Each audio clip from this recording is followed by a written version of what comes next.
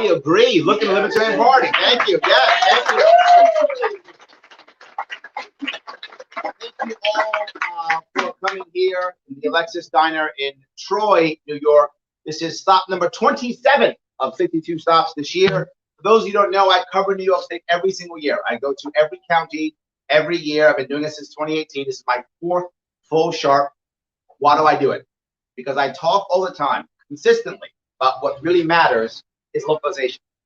What matters is individual counties having more control over their own counties, more money staying within the counties, less control from any one given city, so that we can actually test this state out and respect the diversity that the state is. New York State is an amazing state. Amazing state. Anything you want, you can have in this state. You want mountains, you want a big city, you want football, you want baseball, you want to go hiking, you want to go skiing, you want a beach, you want lakes. Doesn't matter. Whatever you want, it's in this state. This state's amazing. Our government's terrible. People leave this state not because the state's not beautiful. It is beautiful and amazing. They leave this state because the government is so oppressive, it literally breaks up families. And I don't mean that figuratively. I don't mean that with any hyperbole. I mean, it breaks up families. Is there anybody in this room who's a New Yorker who does not know someone who's left? Thank you, not one hand. I ask that question all the time. That's embarrassing. That should not be true. We've lost about 2 million people in the last 11 years. Think about that. Just gone, gone, gone. Worse, we lose retirees. They earn their pension and spend it in another state. Spend your pension in the state that you earned it, please. Am I mad at them? No. Why? They made an environment that they left. We should have a better environment. They should want to stay. But they don't. They leave. Our youth leaves too. We get educated, get a degree. What do? Pack up and leave. So our youth leaves now too. Our budget has gone up. When I first started running in 2018, our budget was about $185 billion a year. Now it's almost 215, with more people leaving. Now you can figure this out. More people leave, but budget goes up. Will we pay more taxes? Yeah. Kind of, yeah. That's like basic math, right? Like you can figure that one out on your own. You don't have to have a degree in mathematics. You can figure that one out. Yes, it's a problem. I want to stop that problem. They might say, Larry, you only about the money. Is that you? You one of those guys who's to cut taxes? No, that's who I am. If you remember all my policies, I don't actually talk about cutting taxes. I talk about providing actual surpluses to the counties, and then the counties decide what tax to get rid of and what not. That's what I'm talking about. Allowing the counties to have their own surplus. Imagine if you have a surplus in your county. But most of you don't realize, you get mad and go, Larry, I'm mad because they don't fix my roads, or I'm mad because this is broke, or this bridge is no good. Well, as much as I'd love to blame your local guys and gals, it's tough because most of their budget is mandated by Albany. 80 to 95% of every budget is mandated what they're going to spend by Albany. So now here comes somebody who's, I'm going to be a state legislator, I'm going to be a county executive, I'm going to go change things, make my county better. They go, yeah, great. Where's my budget? Oh, here's these 3 pennies. What am I going to do with that? Nothing. The rest is already decided from Albany. Now, some of you might say, Larry, does that really matter that much? Does it matter that much that everything is coming from Albany? It does, because that's how they control you. That's how they control you. Larry, there were mandates that came down from Albany. Why don't the schools ignore them? Because my local school is a good idea. It should ignore them. Schools get paid. That's why. Well, these mandates came down from the hospital. Shouldn't the hospital just push back and think it's appropriate? They don't get paid. So it can't. Well, why doesn't my guy's a good guy. I like my guy. My senator. Why doesn't he fight harder? Because the money comes to Albany first. So then Albany says, oh, you fight me? I'm not going to give you any money. So now your own guy can't get cash into his county or into her county. They control you through money. That's how they control you. So for those of you who may not care about the money, your life is decided based upon money coming from Albany.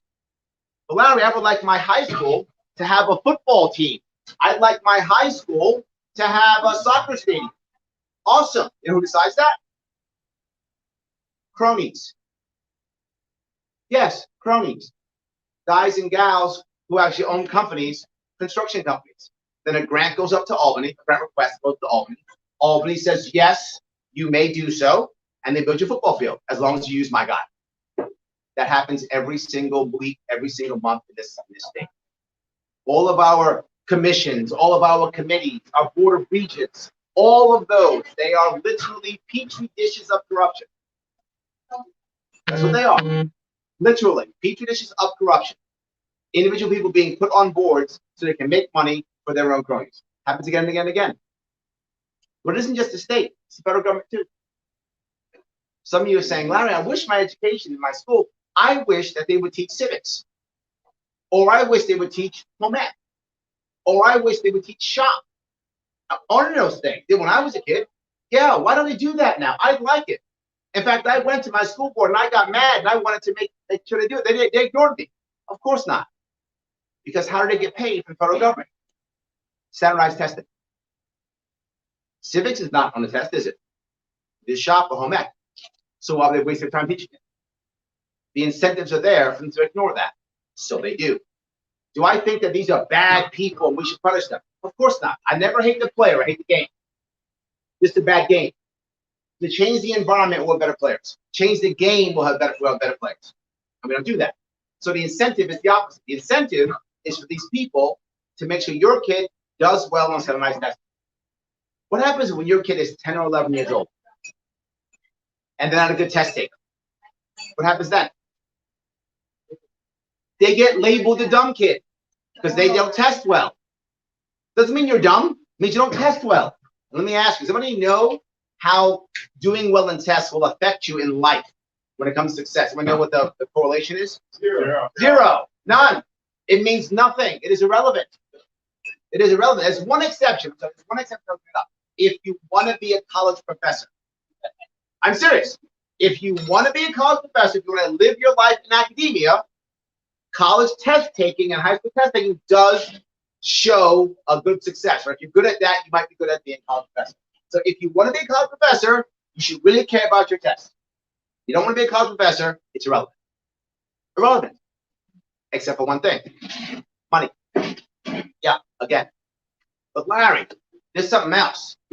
I wish my kids would be able to go to a trade school. Maybe a plumber or a carpenter or a driver or something like that. What high school guidance counselor tells you to do that? Yeah, none. They don't. Why not? Because they're all bad counselors? No. Because how do high schools get rewarded is by college placement. The system tells them, put kids in college. If they put kids in college, you get federal funds and state funds. So they shove kids into college. Who shouldn't go into college? A lot of kids shouldn't go into college. Or at least not at 18, 19. Some should go at 25. Some should go at 40. It depends upon who you are and what you do with your life. Some should go at 60. Depends upon who you are and what you do with your life. But we push the kids in at 18, 19. Takes them an average of 6 years to graduate. You get out when they're 24, they have no job, never had a job. All they're going to do is take tests. And we wonder, why do they have no work ethic? Because we set them up that way. That's the reason. We set them up for that. So of course they have that. It's our fault. We set up the system, and now that happens. We can change that system. We can change all this stuff. We can change many things if we actually think differently. But we don't. We don't. What do we do right now in our state? The left says the right is evil. The right says the left is evil. And that's it. Done. That's their answer. You see it all the time. So how are you going to fix this thing? Hey, Mr. Democrat, how are you going to fix education? Because we're going to care, and we're going to support, and we're going to care, and we're going to support. Wait, how? By caring, and by supporting, and by giving them all they need. But how? That Republican's evil. Okay, that's not what I asked. How? Well, we'll ask Republican. Okay, evil Republican, how are you going to fix the kids? Well, you know, we're going to support them and support them and support them. How? By supporting. How? By giving them. How? That Democrat's evil. That's the responses. That's what you get. And at the end, one of two things happens. Fund or invest. If you're a Democrat, they say fund. If you're a Republican, they say invest, but what they mean is more taxes, more fees, more fines. We'll throw more money at it. We'll throw more money at it. You might say, well, Larry, what do you want government to do? Well, government does 4 things well. Everybody says it's 4 things very well. Really good. And it always falls back to one of these 4 because it does it well. Thing number 1, kill people. Government's very good at that. Some people may be angry. Great, bomb them. Done. Let's bomb them. Problem solved. Right? Let's just bomb them. That's number 1. Number 2, imprison people. Really good at that. Really good at that. People may be angry. Let's put them in jail. That'll work. Let's make some more laws. Put people in jail. Problem solved. Neither does that work. It doesn't work.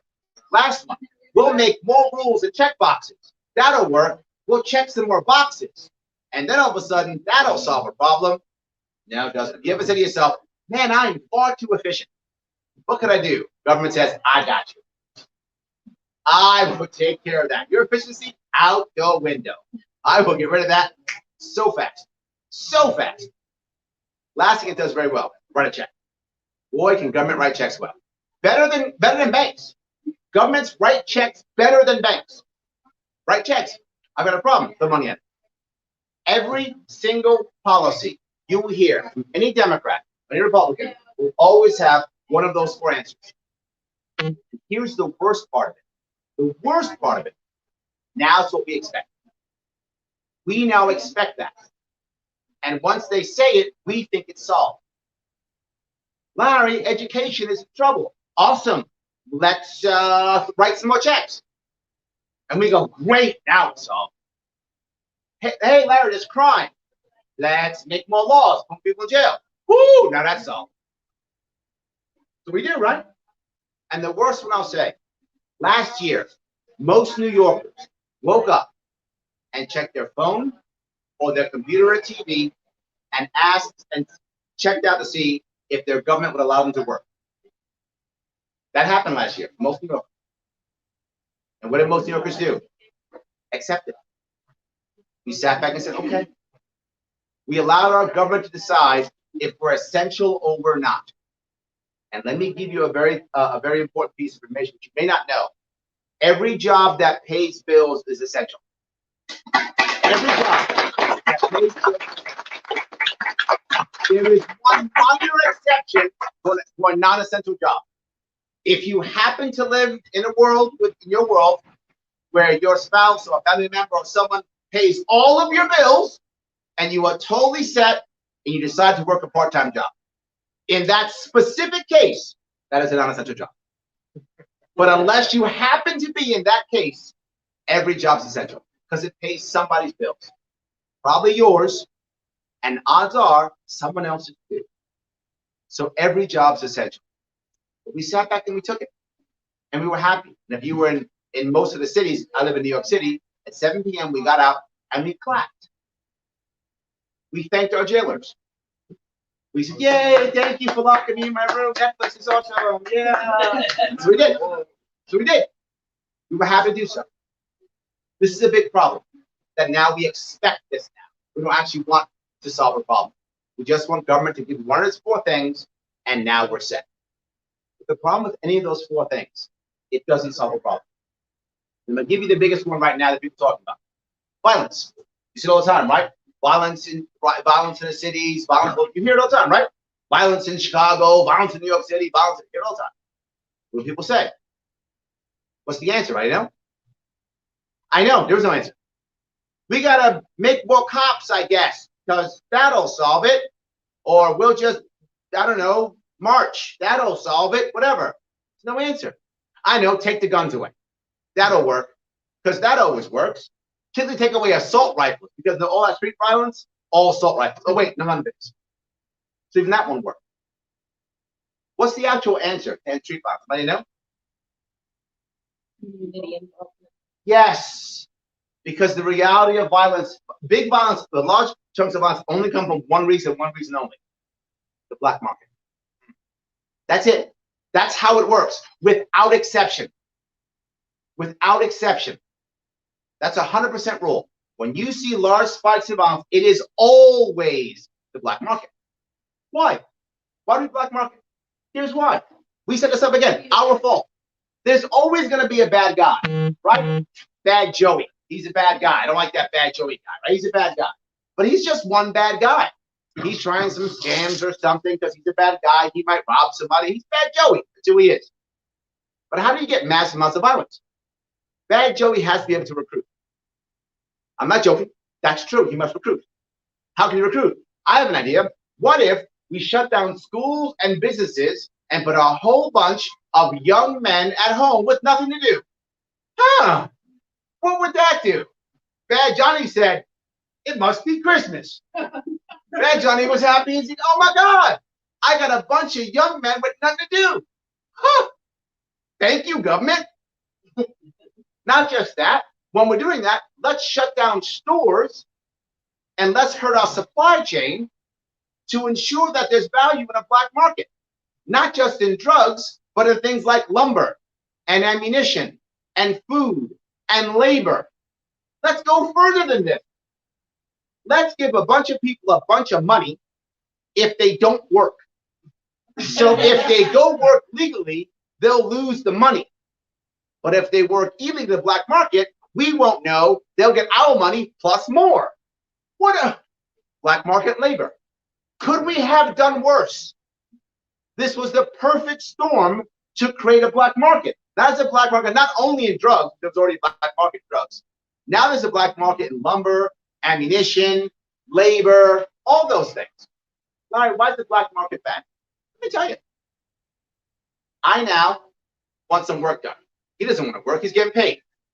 He's getting paid, doesn't want to work. But I go, hey, work off the books. He goes, really? Yeah. Come do this work for me. I'll give you $300 off the books. He goes, deal. I'm sitting home watching Netflix anyway, right? I'm sitting home chilling anyway. I'll go off and work for Larry. Larry gives me $300. Life's good. He comes up, doesn't work. I say, what $300? What'd you say? I don't know about. What's his recourse now? None. What does he do? He goes, grabs you, says, get it back. Let's go teach Larry a lesson. I'm not joking. That's called street justice. The black market is violent because there are no cops and no courts. That's why it's violent. If this was legal, he sues me or calls the cops. I got to pay him. The government's going to come give him his money. He's got rights. Nope. The black market said nothing. Well, I know he knows you, and I'm scared. So I get my two guys. Because I'm bad Larry. And I scam people. That's what I do. So now these are sitting home watching Netflix too. And I go, hey, you want to be a tough guy? He goes, yeah, Larry, I love to be a tough guy. He's a young guy, what's a tough guy? I'll give you a bat and a gun. You guard me. I'm a tough guy now. And I start giving him cash. I give him, he's buying the cool clothes. How you doing that? Bad Larry's throwing me cash to beat people up. I want that cash. I throw him some money, he's giving people up too. I now just created gang violence. Over labor, not even drugs.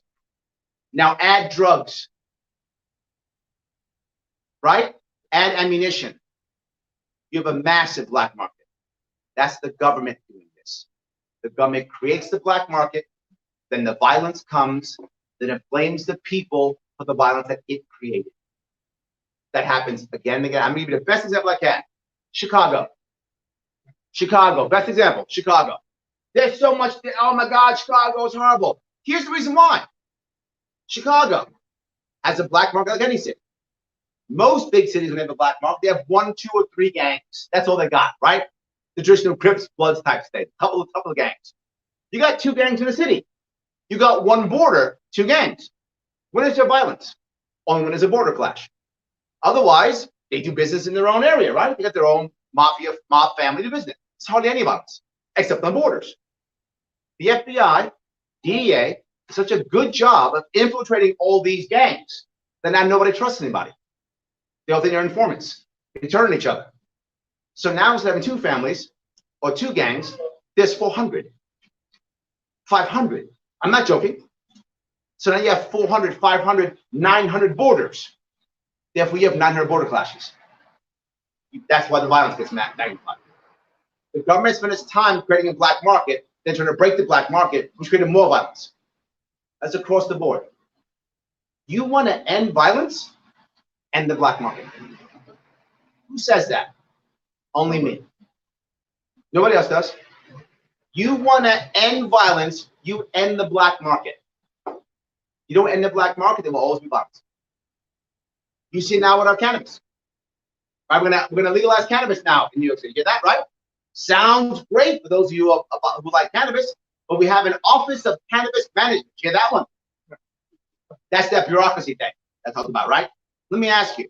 Cannabis has been in the black market for at least 200, 300 years, at least, right? Can you tell me all the deaths from cannabis? Zero. Yeah, none. Not one.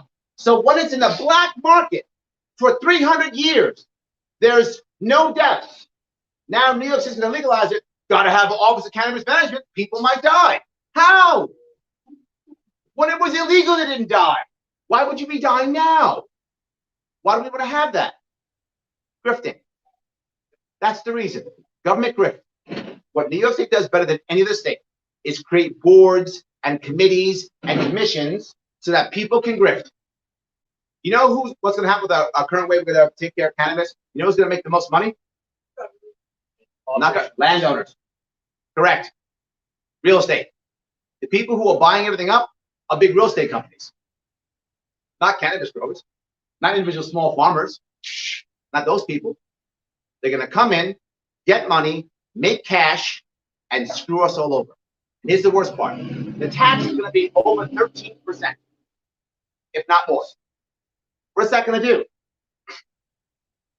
Exactly correct. It's going to keep a black market. How do I know that? Happened in California. Happening in Colorado right now. Here's what happened in California. You'll love this one. Here's California. There were a bunch of black market farmers in California saying, I can't afford all the taxes, everything, all the regulations. Only these big business companies, these permanent capital, literally these bankers can afford it. I can't afford this. I'm just going to keep doing what I'm doing anyway. And they did. Bunch of black market farmers. So legal cannabis farmers said, hey, government, look at these black market farmers. You got to do something. So the California government, being as smart as it is, said, you know what? Let's lower taxes and barriers so everyone can be fair. Of course not. Of course not. Of course not. No, that's silly. Why would we do that?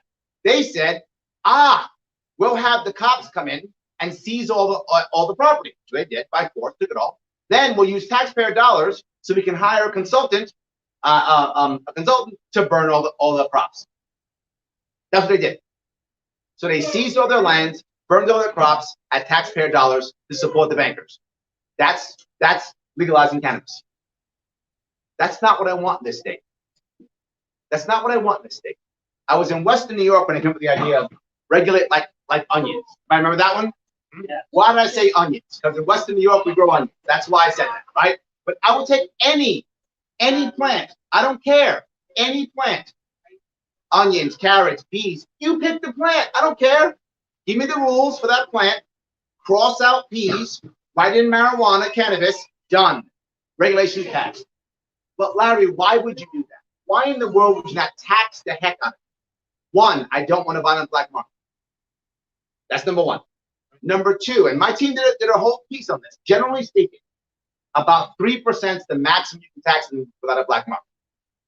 So if it costs $1 outside, but $1.03 in the store, the average person goes in the store. Once it starts going $4, $5, $6, $12, $15, the average person goes, you got some man outside? They go to the black market. About 3%, give or take. So I'd keep it at maybe 2-3% total, period. That's it. No more than that. Don't want a black market. But a second piece, I want local farmers to be able to have their own local grows for their own selves. Something more important. This is a compassionate piece. Those you saw when I was traveling last time, I would often meet women at events, and they were usually older women. They'd come to me and say, Larry, I really hope that you win. I said, why? I want you to legalize cannabis. I said, how come? I need to sleep. I have chronic pain. And I don't want to opioid because I'm scared. And right now I have my kids go out and buy it for me, and I'm scared they're going to go to jail. And I'd like you to let me have it. And I said, yeah, if I'm governor, you will. If you want to grow your medicine in your backyard, grow in your backyard. Why would I care? If that's going to make you happier so you can sleep better and spend more time with your family and friends, good. I want you to be happy. Why does a governor want you to be happy? It's selfish. Happy New Yorkers grow businesses in New York. Happy New Yorkers grow careers in New York. Happy New Yorkers go to school in New York. Happy New Yorkers grow families in New York. Happy New Yorkers retire in New York. Happy New Yorkers don't leave my state. And I said before, how I would judge myself for my 4 years is one very important metric. And that is that I stopped the bleeding. Are people no longer leaving? If I've done that, I'm winning. I'm a business guy, so how I think. How do I think about business? If I'm not having more customers, I'm failing. You're my customers. If my customers are leaving me, I'm doing something wrong. Right. That's what I'm saying. I'm doing something wrong. I want to be doing something right. I want people to stay in New York. That's the most important piece. I'll touch one big piece if I could. I have lots of them, and I'm happy to take more questions and comments, but I'll touch one big piece. Could you imagine for a moment if we could find a way to have our local, to have our government pay for Medicaid and Medicare without it having come through taxes? Imagine that. Medicaid and Medicare is a massive chunk of our budget. 60, 70% of our, $60 to $70 billion every year of our budget.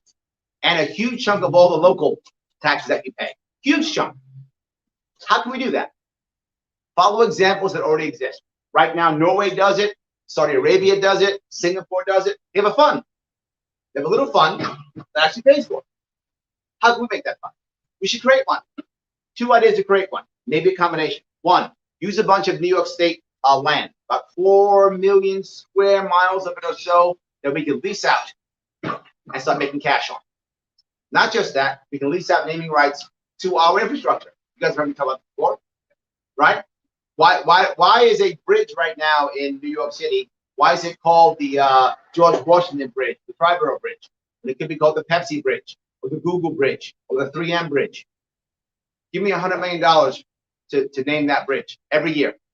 You can keep it. $100 million a year, you can do it. Why? When they pay $100 million for a bridge, they spend $20 million for a football stadium that's used on the weekends. I got a bridge that is crossed by 1 million people every single day. That's in a 16 million person metro area that gets mentioned hundreds of times every single day on radio stations when it comes to traffic report. And every time they do a new Netflix movie, Hulu movie, they're taking a shot at a city, you got product placement. Yeah, you give me $100 million for that bridge. Did anyone talk to you about it? Yeah, bankers already talked about it when I run last time and saying, how long is the lease? Because they're concerned about time. They want a 10 or 12 or 20-year lease. And I was like, deal. Yes, I will happily take that. We start raising money that way. Or, crazier idea. How about building nuclear power plants in North Country? How about 3 Gen 4 nuclear power plants in North Country with overlapping grids so that we're cyber safe, and we stop buying energy, which we do now. This thing buys energy. How stupid is that? We buy energy. We actually sell energy instead. Wouldn't that be amazing? We'd be energy sufficient and sell energy. Even better, with at least 1 nuclear power plant, we send the power down to New York City to power a desalination plant so they have their own water. No more water going down to New York City from upstate. New York City has its own water at that point. New York City gets its own water. No water issues in upstate New York. Energy that we can sell, not buying energy anymore. Put that all into a fund. That fund makes money. As that fund makes money, what does it do? Pays for Medicaid and Medicare. Takes $70 billion off our budget. Our budget goes from 215 to 140. Imagine that. And now at the actual counties, a surplus. And people still get paid. People still get service. Imagine something like that. I'll go one step further. What if we want to do with education? Education, huge, $60, $70 billion also. Same thing. How do you pay for that? Our Constitution says we have to pay for grades 1 through 12. I got you. Let's pay for it. No worries. Why don't we pay directly from the state? Albany sends it a check. What's your district? How many kids you got in? Times 18,000. There's your money. Right to you. You get it. Right now we pay about $26,000 to $28,000 per kid. Go to 18, send it right out. You get it. But Larry, what if it's not enough money? It will be, because right now you will know if you don't spend the money, what happens to it? You lose it. Yeah. So you just spend it. It is literally again a system set up for corruption and waste. So people are corrupt and waste. Some of you veterans know this. What happens in October every year? Fiscal year. So what do we all do? Fire off all our ammo, break our equipment, do all those things. If we don't spend it, we don't get it. Literally, we start throwing. I remember I worked in an armory. we had to break night vision goggles because we had a budget. We had to break. Back then, it's the 80s when I was in the Marine Corps. Right now, you got the cool flip down night vision goggles. They didn't have that when I was in. You had to actually put the goggles in your head. It was that kind of thing. We had it back then. Yeah, but it was also Reagan. It was on Reagan. It was. Yes, it was. Yes. We're giving our age away. Yes, it was. Reagan was my first commander in chief. That's true. So we got a sledgehammer, smash some night vision goggles. That's what we have to do. That's the system that we have.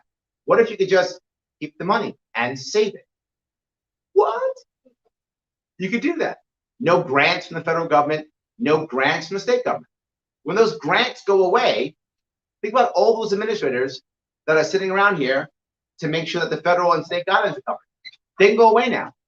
Lara, are you saying we should fire administrators? Yes.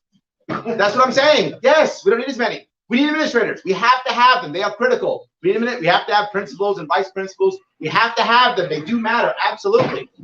But we don't need, and we have this in many places in our state, more administrators than teachers.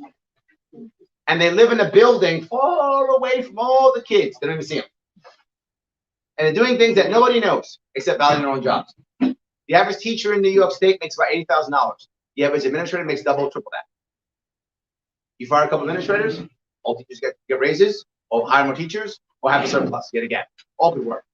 Larry, this sounds amazing. I love it, but then how are you going to pay for it? Well, how about this? What if New York State would have created its own coin?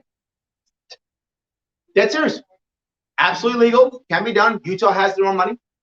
So does South Dakota, and I think Colorado might also have their own coin. You can do it as long as the dollars, whatever those coins are, don't cross the state. Totally legal. You can do it.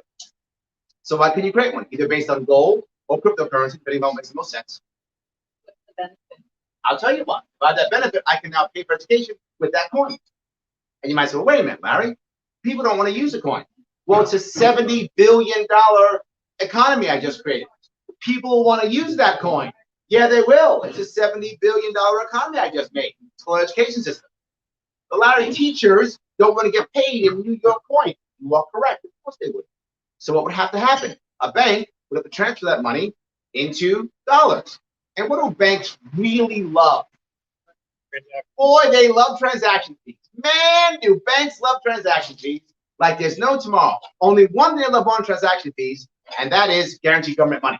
They love that more than anything. That's the bankers, they love that. Second thing they love is transaction fees. So they can now transfer it from our currency into dollars for transaction fee. You think bankers will be behind this? Yeah. Yeah. And they're our second most powerful lobby in the state. Now what happens? When that happens, there's no need for school tax. You erase school tax, what happens to your property tax? About cut in half. It's about cut in half overnight. Imagine if your property is cut in half. People who are retiring would think, maybe I can stay. People are renting, rent will stabilize. People just living here will go, wow, I got some extra money in my pocket. And now we have a surplus at the county level yet again. Here's the best part. That drops about $60 to $7 billion off of our budget again. Now we're from 140 to about 70, maybe 80. Now we're where Florida is. Florida has more people than we have. And they have half our budget. But now we can do what Florida also does. End the state income tax. Yes. Yes. Now is the time to end the state income tax. I'll ask you, what governor candidate has ever told you a way to end the state income tax? None. Not even in their world, not even in their warehouse. No, not even a plan. Larry, you got all these plans. How can you get it all done? What if I don't? What if I only get half of it done? Still amazing. Right. Still amazing. I got half of it done. Still amazing. Still awesome. I'm giving you actual ways to solve problems. Actual ideas that could actually work. I'm making people think we have to fix this. New York State's broken. Did you know? It is broken. Some tweaks here and there, not going to fix it. We need massive change and cultural change. A culture of total change. And note, all my ideas just gave you. Do any of them require anyone being killed? No. Any of them require anybody being in prison? No. Am I writing checks? No. Oh my God. What's going on here? I'm not doing any of these things. All right. So is there a bunch of regulation? No. None of those four. Here are my 4 rules of making any policy. You insist every policy I have. Number 1, never a new tax, fine, or fee. No matter what, never a new tax, fine, or fee. Number 2, never any force. I want to create a culture of consent. A culture of consent, not a culture of mandates. A culture of consent. And number 3, whenever I want to help people, I always focus on helping the middle class and the working poor. That's what I focus on every time. Middle class, working poor. Why don't I help the wealthy? They're wealthy. They're good. They're fine. They're wealthy. It's fine. They'll be fine. Right? And who helps the very poor? The working poor and the middle class. They're the ones who actually show up and do the work to help them. They're the ones who volunteer. They're the ones who donate. They're the ones who actually do the work to help. So if I help those who I by default help the bottom, the top is needed. 4th piece, whenever I'm dealing with the businesses, I always support the entrepreneur class over the corporate class every single time. The corporate class is only concerned about one thing: top line, bottom line, those things up top there, money. That's all they care about. That's fine. That's who they are. No words, not mad at them. That's who they are. The entrepreneur cares about where they come from. The entrepreneur is the one who gives people second chances. The entrepreneur is the one who helps somebody who's in trouble. The entrepreneur is the one who supports. That person matters far more. So I always support entrepreneur class. That's who I am. That's what I try to do. I hope that was interesting for you new people here. Thank you. Hope that was interesting. Thank you so much for coming, right? Thank you. Thank you. I'm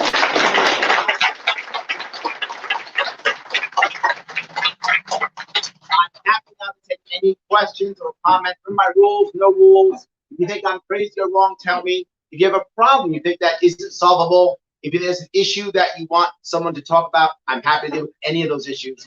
Any questions or comments? Did you say we're spending $26,000 to $28,000 per student? That is correct. Per and year, our yes. teachers are still being paid $50,000 to $60,000 a year. Actually, the average teacher actually gets about 80. That's skewed by New York City. Okay. But the average is about 80. So the issue is not the teacher. Okay. The issue is the administrator. There are administrators in New York State who make $300,000 to $400,000 a year. I'm not joking. That's our issue. Our issue is an abundance of administrators and high salary administrators. Teachers aren't our problem. If you ask teachers who've left, and we have a huge group of teachers who've left, lots of teacher burnout's a big problem in our state. You ask teacher why, they don't go, dumb kids, horrible. They don't do that. They say, too much paperwork, too many administrators.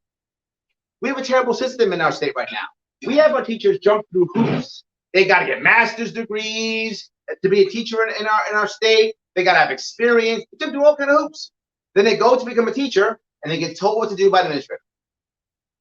Well, then why'd you don't make them go through hoops? Just hire someone out of high school and do what they're told. Why are you making them go through? If you're going to do what someone tells you to do, and that's your whole job, why do everything? Either let the teacher teach or don't. And we're not doing that. So that our problem is administrators and a culture of waste, right? The culture of waste and administrators is our problem, not teachers. No, I didn't think so. I mean, with a classroom, say, of 20 kids, that's over $500,000 per year. No, I definitely don't think teachers Yes. are the problem. It does sound like a lot of waste. That's not what it is. Yes. Did I answer your question? Awesome. Excellent. Go ahead. Yeah, so like my old high school, Mhm. I went back and visited. When I left, there was one principal. Yep. There's now 4. Yes. Absolutely. One whole wing of the school has been taken out of classes and administration was put in. Yes. Yes. Because admin matters more. You know why, by the way? The federal government gives us $6 billion every year. That's why. $6 billion every year. That's the reason why. Yes. It's all about the money. Go ahead. Where I lived on a road in Columbia County. It's 3.5 miles long. It was in 3 separate school districts. Yeah. Yes. 3 separate schools. Yes. And down south, I mean, a lot of, south of here anyway, a lot of counties have county-wide school districts. Yes. So you eliminate all that administration. I estimated in Columbia County you could save about $2 million a year just by having a county-wide school. That's just superintendent salary. But imagine though, this is my point. My problem is what's happening now in New York City is people are starting to consolidate. I'm not against consolidation. I'm against the reason for consolidation. They're consolidating because it's the only way they can save any money. That's the wrong reason to consolidate. But imagine with my plan, every district gets dollars based upon the kids. It doesn't matter if you have more or less administrators. You decide. By default, you're going to have less because that's how you save money. Doesn't matter. You can redistrict. If you redistrict, some kids have money to district. You just lost that money. You don't keep the money with my plan. So I don't care how you can make one big district if you want to. New York State's one big district. The money's the same. 4,000 districts. The money's the same. So this way, the individual people locally decide what makes the most sense for me. And I don't think they choose getting rid of students and putting administrators. I think they would not choose that. They wouldn't. But the problem is, again, if you want your budget to grow, you have to have reasons for your budget to grow. Adding administrators gives you more money. So again, the system is made up for you to be corrupt. So they're corrupt. That's how it works. One of the reasons why I bring up not putting so much money into Albany is for the same reason, right? Think about this. If money's in Albany, tons of it's in Albany, literally hundreds of billions of dollars in Albany. Man, that's a juicy grip, isn't it? I just got to send one thug up to Albany, convince a couple people, and I'm coming home with $1 billion in grip, $2 billion in grip, $5 billion in grip. That's totally worth it. What if I had 62 different people I had to go bribe? I had to go I got to send out 62 thugs now. That's a problem. And I'm sending out 62 thugs. What if only one or two of them actually does their job right? I'm only making a couple $100,000. That's not worth it. That costs more than a thug. It's not worth it. So when you have less of a target, you find less grifting. Go ahead, please. You still like the graduate grade 10 in 2 years? 100%. I've told us before, and I still believe it 100%. For those of you, who haven't heard this, this may be very different for you. Right now, New York State, of course, you go K through 12. And we have a board of regents that decides about the regents diploma. Remember that? Regents diploma and stuff? I say you go K through 10, not K through 12. But Larry, regents diploma, be very forward. The board of regents is a colossal waste of time and should go over tomorrow. It has zero value. You don't need it all. But Larry, regents diploma. No one cares about your regents diploma. Nobody cares. It is 100% waste of time. It's a reason to make people feel good, to add more administrators and to add more stuff. Here's what has never happened ever. Oh, you want a job? Let me check your resume. New York State Regents Diploma? You are hired.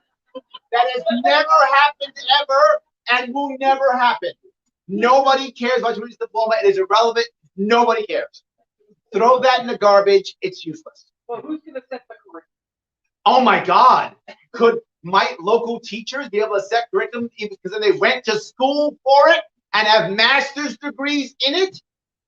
Maybe them. Maybe parents could help. They have kids. They're kind of parental guardians. They might care about how their kids learn. Maybe them.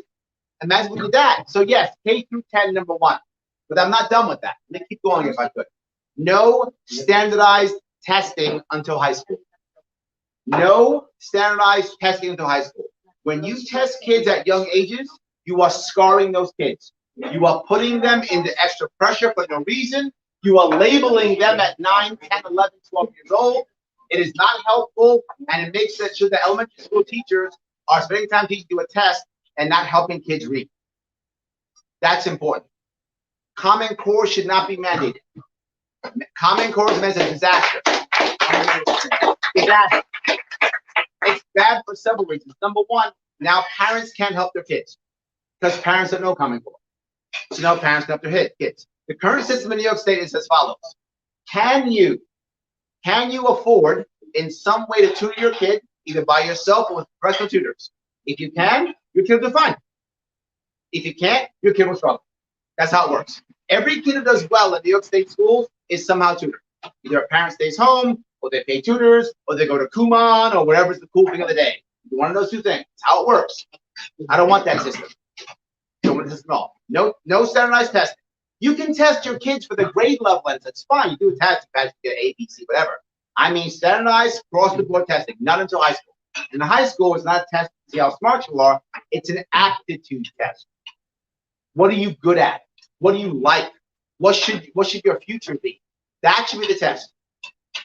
So now, 10th grade, what happens? Take a test. You pass the test. You did. There's your diploma. Have a nice day. You failed it, take it next year. Take it in 2 months. So you pass it. When you pass it, diploma. Done. Whether you're private school, public school, homeschool, I don't care. You pass the test, get a diploma. Done. In New York State, if you're private school, if you're homeschool, you can't get a diploma. You can only get a GED. Meanwhile, there's no evidence that homeschoolers are any worse off than anybody else. No evidence that they're any worse than anybody else. But they can't get one because you didn't go through the system. So instead, get it. But Larry, what about those last 2 years? Here's the answer. When I was in the Marine Corps, when I got out, they gave me a GI Bill. They said, Larry, here's X dollars. You got 10 years to spend it. Good luck. We do the same thing with our kids, 16 years old. Every kid gets $20,000, 2 years suspended. I'm sorry, 5 years suspended, not 2 years. 5 years suspended, 2 years. Here's what I promise you is going to happen. I promise you this. There's going to be a whole bunch of schools popping up to deal with that issue. Because if they want you to kick and now decide, you know what, I'm a super smart kid, and I know I want to be a doctor or a lawyer. I take my aptitude test. I know what I want to be, a scientist, whatever I want to be. So I'm going to go to a prep school so that when I go off to college, I'm ready. Right now, our kids are not ready for college.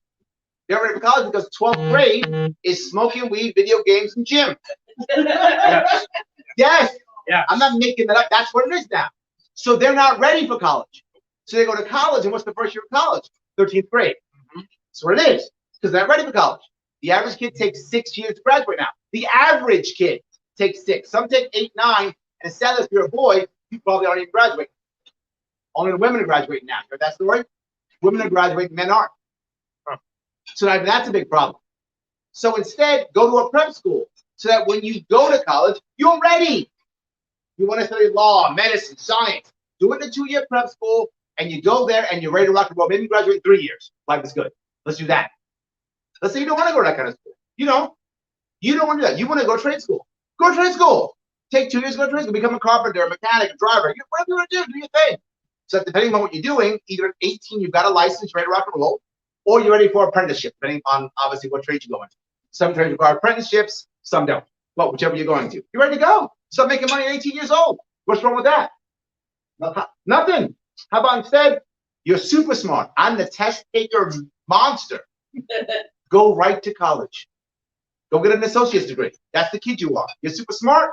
You're the brain guy. You love the books. Awesome. Go to college. Get an associate's degree.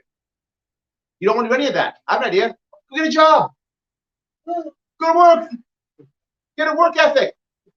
Learn that when your boss says show up at 8, he doesn't mean 9:30. He means 7:45. Right? That's what he means. He means 7:45. He doesn't mean 9:30. Learn that now. But Larry, kids are 16. They'll make mistakes. I know. Make mistakes at 16. Yeah. The price for failure at 16 is far lower than the price for failure at 26. Far lower. Make the mistakes at 16 years old. Absolutely. But not just that. Maybe you want to join the military. Spend 2 years figuring out your life, and don't just join the military because you've got nothing else. I'm not against the military. I was a veteran. I'm better. I joined the Marine Corps at 17. Nothing against it. But I don't want you in the military because you think you've got nothing else. I want you in the military because you want to be in the military. And too many join because I got nothing else. That's the wrong reason to join. So spend 2 years figuring out your life. Decide what you want to do. What's wrong with that? Now I give you $20,000. Why do I know that schools will open up? And I'll know something else. You know how much a 2-year degree is going to cost in all those schools? $20,000. Correct. It's guaranteed money. Banks love guaranteed government money, so they will give loans to these schools because they know they're getting paid. They love guaranteed. Remember I mentioned that? Banks like 2 things: guaranteed government money and transaction fees. They will love to do it. They'll give the money out. They'll build these schools. They'll all cost $20,000. You make like $20,000 is a lot. How much are we spending per kid per school?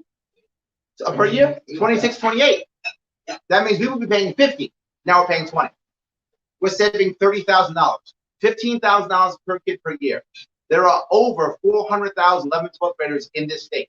That's more than $6 billion. How much the federal government give us? $6 billion. We will not require federal funds for this plan. So when the federal funds get mad, go, you can't do this, you have to do it. We won't pay you. I go, I'll need your money. It's fine. Keep your money. I'm going to have happy New Yorkers. You keep your money. I'm going to have happy teachers. You keep your money. Imagine if you're a teacher.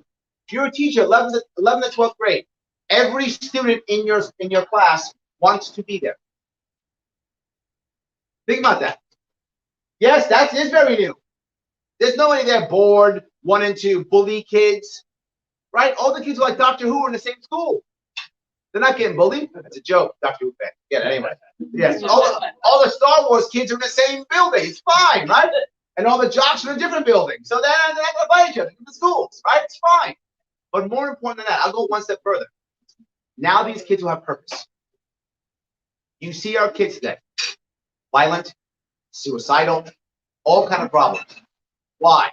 Well, it's the video games or it's the Netflix special. No, I will tell you what is killing our children. I'll tell you happily what is killing our children. Lack of purpose, lack of community, and loneliness. That is what's killing our children. You give them purpose at 11th and 12th grades. They will stop wanting to sit in their phones all day because they'll have purpose. Ask any kid while they're on their phone. What's their answer? I'm bored. Absolutely. That is the answer every single time. I'm bored. Give them purpose. Give them community. They won't be lonely. They'll get off their phones and they'll stop wanting to kill each other and kill themselves. Literally, you have less violence in our schools and happier kids. Happier kids means happier parents. Right? Happier kids means happier teachers. This plan is effective. This plan works. And I'm going to ask you, who's talking about it? Nobody but me. If you haven't heard me speak before, you've never heard this plan before. I'm the only guy talking about it. Here's the sad part. I've been talking about it for 4 years. And no one's even stolen my plans. And they can. Did any of you happen to see me on Joe Rogan? Yeah. Yes. When I was on Joe Rogan, at the end of Joe Rogan said, Larry, your ideas are amazing. You know, who made them up? I said, well, me and my team, we used to talk every week. We come up with plans and policies. I said, great. You better lock those plans down.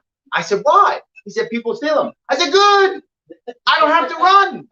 You can make my state great. I'll go back home with my family and friends. I don't have to be doing this. I'd rather that happen. Please steal all my stuff. That'd be amazing. No one has. And it's literally still on LarrySharpe.com. Like I put it there. It's been there on LarrySharpe.com for 4 years, and no one takes it. This is why I will tell you. You think Republicans, Democrats are going to fix the state? No, of course not. Democrats have been running this state for at least 10 years straight. At least 10 years straight, if not more. So the Democrats were going to fix the state when they fixed it.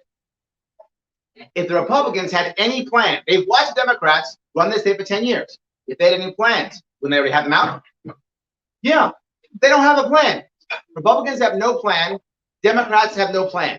It's business as usual, keep grifting until the faucet runs out. And who's going to suffer? We are. That's the actual plan right now. That's the plan. You heard our governor, Her Majesty Queen Kathy. You've heard her speak. She says she knows what God wants. Heard that one? She said that. I'm not making it up. She said that. She's like, God told me. I'm like, wow, we're lucky. God talks to her. We should be happy. God told that the vaccine came by God. She hit the vaccine. She said that. She's all about everything. She knows everything. What's her plan to fix the state? There isn't. She said the number one thing people are worried about is COVID. COVID is important, and you should care about COVID. It does matter. It's real. It hurts a lot of people. It's real. The reality of it is, though, I've been traveling the state. No one I've talked to has said COVID is number one. No one has. Not one person is number one. Not one. Number one is always one of these two. Somehow the economy, somehow education. One or two always. Now that may include taxes in the economy piece. Depends. But it's always one of those two. It's top in everyone's room, mine. Somehow the economy or somehow education. That's why I bring those two up all the time. Because that's what New Yorkers actually care about, number one. Not that COVID isn't important. I'm not putting it away. I'm just saying it is important to talk what New Yorkers care about. I went long. I'm sorry. Did I answer your question, Alexis? Love it. Awesome. Great. That's my actual plan. I'm sorry? They should make you go. They should. What were they thinking? What were they thinking? You're right. Go ahead, please. Power plants upstate New York. And Yes. Enhancing the grid, interlocking grid. Yes. There are several. Cybersecurity, especially as the country is going towards a green economy and electrification, and Yep. the grid isn't gonna stand up. That is correct. We saw in Texas how the grid can collapse. We saw when we had the big massive blackout, the East Coast blackout, how the grid will collapse. We saw it's a matter of time before it collapses. Which time was that, the blackout of the Northeast? Yeah, I know. Like the 60s, It's 70s, sad. It keeps happening, doesn't it? You're right, Bob. We're giving our age away. Stop. I'm only 29. Anyway, so I only can remember one. Anyway, but yes, yes, the grid. You're right. It's not gonna work out. We have to have overlapping grids. The reality of it is, if you want to have good cybersecurity, and everyone who's in this business will tell you this, it's not about strong defense. No, it's about redundancy. That's what it's about.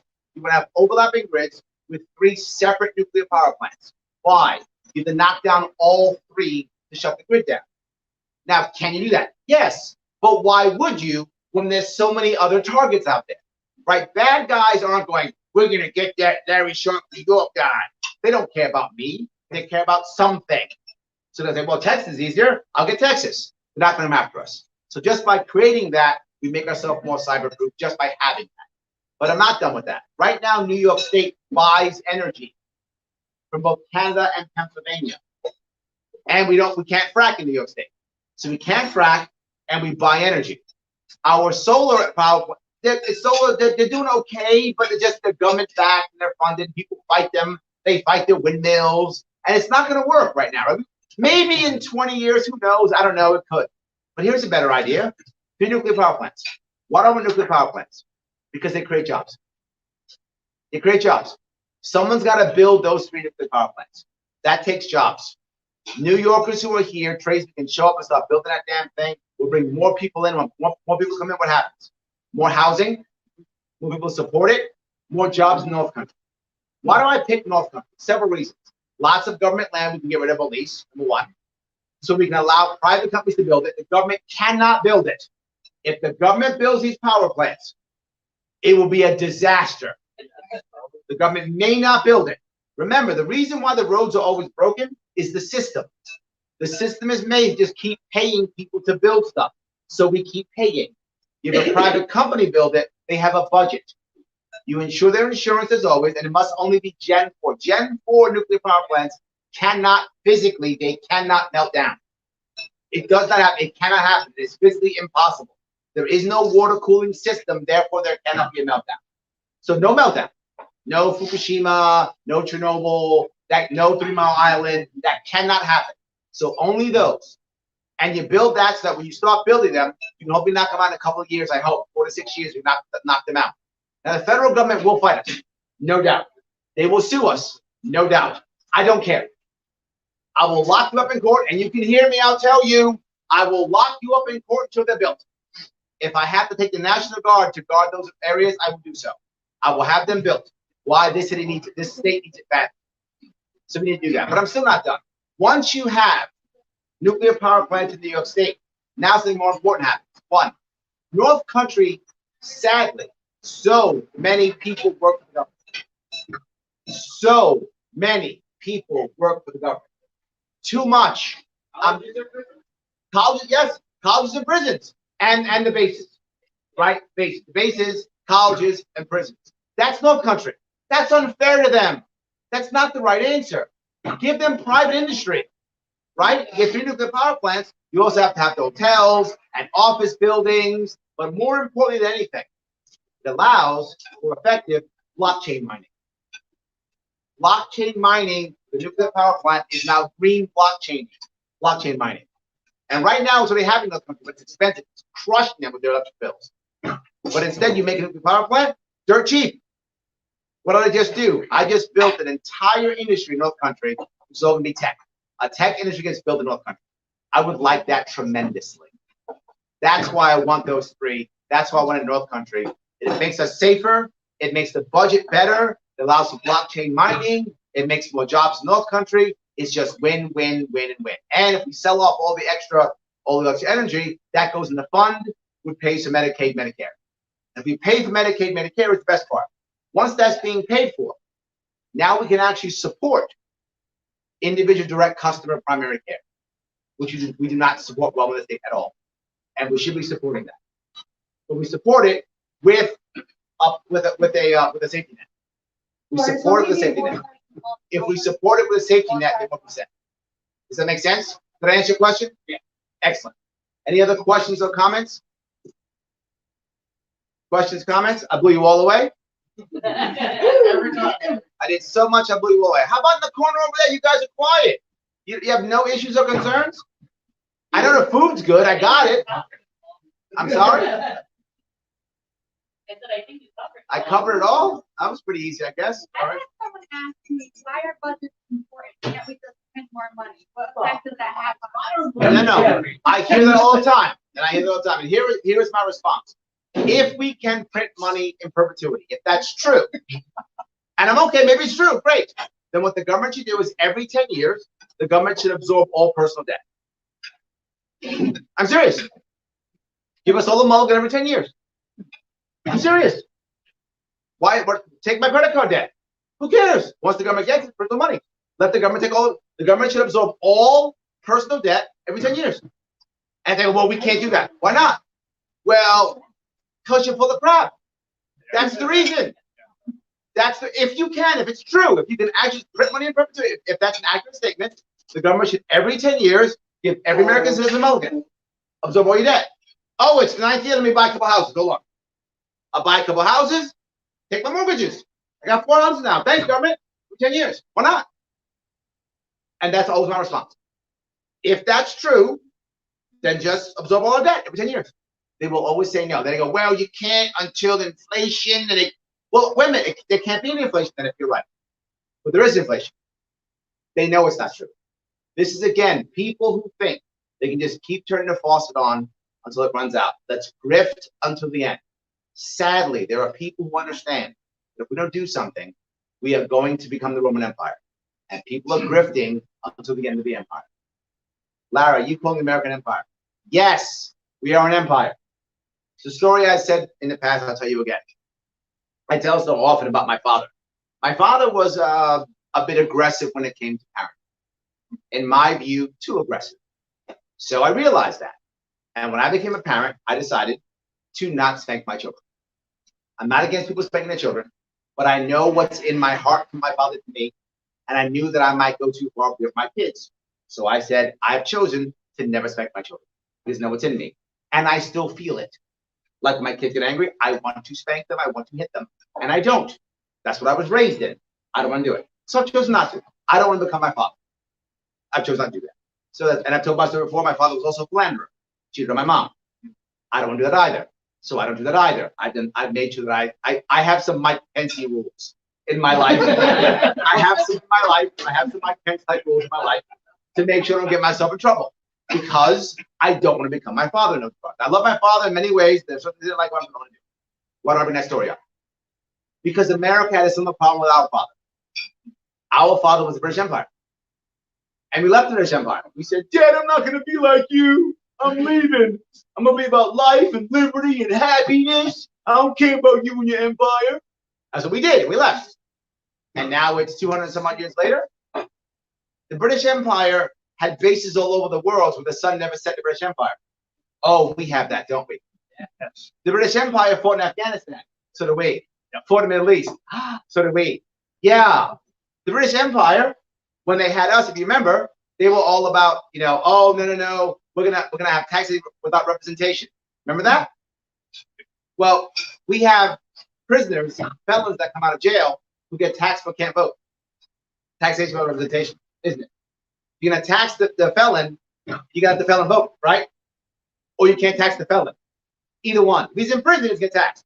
When the felon's out and he's paying taxes, shouldn't he vote? If he doesn't, it's taxation without representation. We had admiralty courts back then, where the crown would tell you're some guy, you're some lawyer, you're some judge. You will gather your funds by the assets you seize. That's how we'll pay you. Called the admiralty court. We have civil asset forfeiture right now, don't we? Where they take, and that's how they fund themselves. Everything the British Empire did, we're doing. The British Empire was all about safety in the empire. So we're about safety in the empire. All empires are always at war. Countries cannot lose wars. When a country loses a war, it's in trouble. Empires lose wars all the time. They're always at war. Perpetual war is what empire is. British Empire, always at war. Roman Empire, always at war. Egyptian Empire, always at war. Name the empire, always at war. Us, always at war. Always at war. Anybody know the last time the United States declared war? Yes. 1942, I believe, we declared war on Romania, Hungary, and Bulgaria, the German allies in World War II. Last time we declared war. We never declared war against Finland, by the way, who was also a German ally. We never declared war against Finland. But those three we declared war against. Last time we declared war. Yeah, we've been at war for the past 80 years. And to be forward, we haven't won a war since World War II. It's been a loss or a draw at best. Every single war. Doesn't matter, we're an empire. So yes, we are an empire. We should not be an empire. We should be a country. I like to be a nation. But Larry, you want to be a nation? You be a nation of men or a nation of laws. None of those are impressive. None of those are impressive. A nation of laws is impressive? No. Imperial Japan was a nation of laws. Not impressed by that.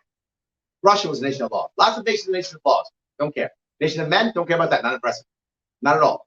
People don't realize Imperial Japan and Nazi Germany, both democracies. Both democracies. Not joking. People were voting the whole time through.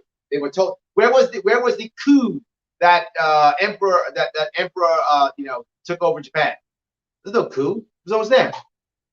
General Tojo took over. He was already there. Where was the coup that Hitler took over? There was no coup. He was assigned. Yeah, he was assigned by the chancellor. There's no coup.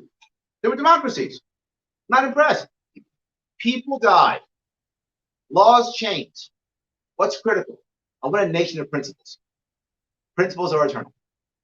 I want us to be a nation of principles, not a nation of men, not a nation of laws, a nation of principles. Principles are eternal. We seem to have forgotten that. This is what I want us to do. I'm sorry I went long. Did I at least answer your question? Yes, you said. Awesome. Anybody else have any questions or comments?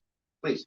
How would you fix the current issue with like bail reform and all Yes. that? I mean, there's too much crime, especially, I mean, not here so much, but No, I agree. well, like in Albany, there is, it's I live in New York City. I know. I get it completely. Yes. Bail reform and parole reform. Touch both of those. Yeah. Man, am I disappointed in our bail reform. I really am. I am for bail reform, not for what we did. Our bail reform was a disaster. It did not work well, and the timing was bad too. Timing was bad, implementation was bad, everything was bad about it. Do I want bail reform? Yes. But I'll go back to my principle piece. The principle of bail reform should be this. It should give first-time offenders a break. That's what bail reform should be focused on. Does it focus on the first-time offender? Some guy or gal gets arrested, and now they got arrested. It's a first-time offense, and because they're poor, now they're finished. This is what it should be focused on, and it was not. You focus bail reform on that, I'm in. And my worry is because it was implemented so poorly and so badly that now no one will want bail reform.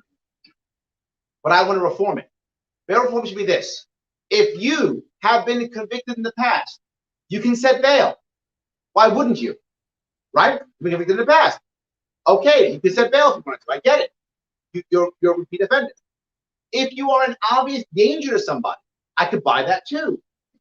But if you're a first-time offender, why are we setting bail for you? Well, Larry, they may not show up. Great, put an ankle bracelet on.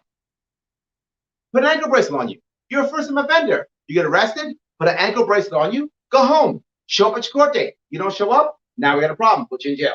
Go to jail. No problem. Cut your ankle bracelet off, go to jail. What happens if you have to go to work? How about you get to find a lawyer? How about you don't lose your job because you got arrested? And in New York City, if you get arrested, you go to the most dangerous jail in the country, Rikers Island. You might die because you had too many parking tickets if you're in New York City. I'm not joking. You might die because you have too many parking tickets. You might get stabbed to death literally in a bathroom in Rikers Island because you have too many parking tickets. No one should have to happen. That's what bail reform should be based on. You base the new law on that, I'm in. And that's the issue. It did not go well at all. And in fact, COVID, we let people out. Just because, oh, it's COVID. We shut everything down. Let everybody out. Worse than ever. But here's my view on that. A lot of people don't want bail reform. And I think that was sabotage. I think purposely, judges and people let people out on purpose. They didn't want bail reform. They knew if they threw people back out, there'd be more crime. People would be against bail reform. They would cancel it. It would end it totally. Bail reform is a big money maker. I always about money, don't I? The state makes money on bail. The state makes money on bail. There's an entire bail bondsman industry that makes cash too. And they're all together. This is a money grab. And the sad part is who's paying for it? The poor. Now, if you're wealthy, it doesn't happen. You know what happens if you're wealthy? Look, I have literally, my job as a consultant in New York City, I've consulted with many defense attorneys.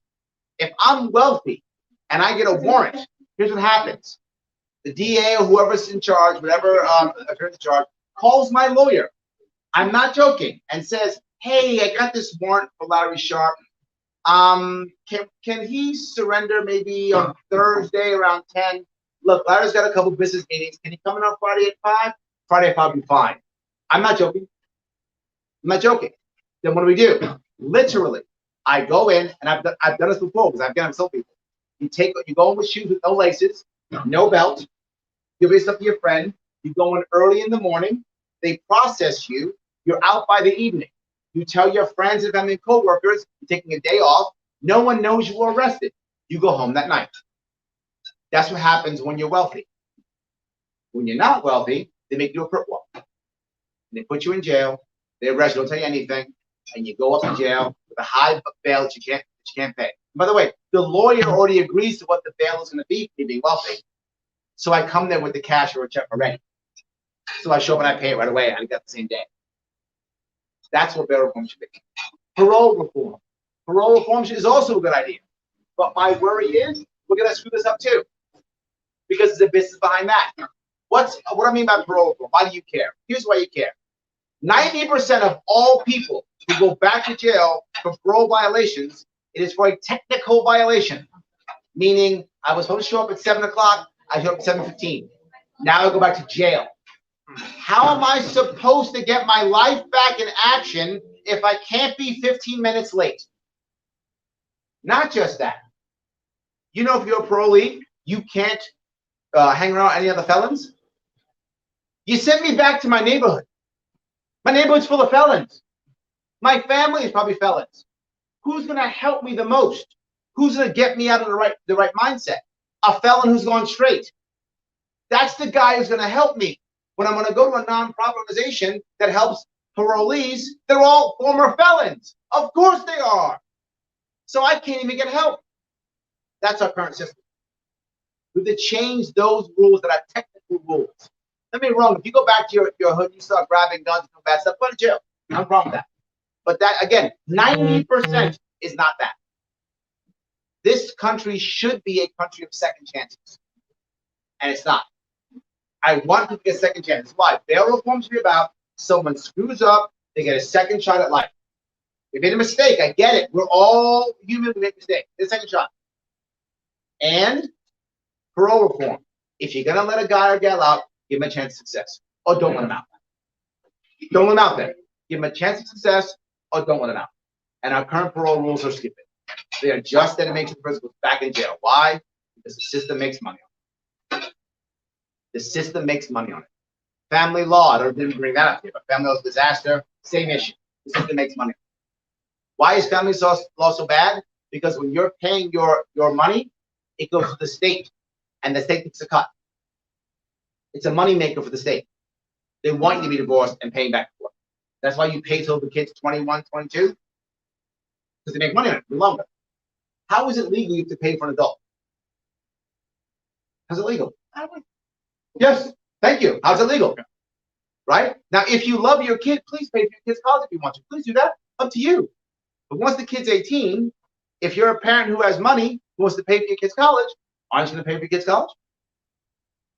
Why does the state have to force you? It needs a cut.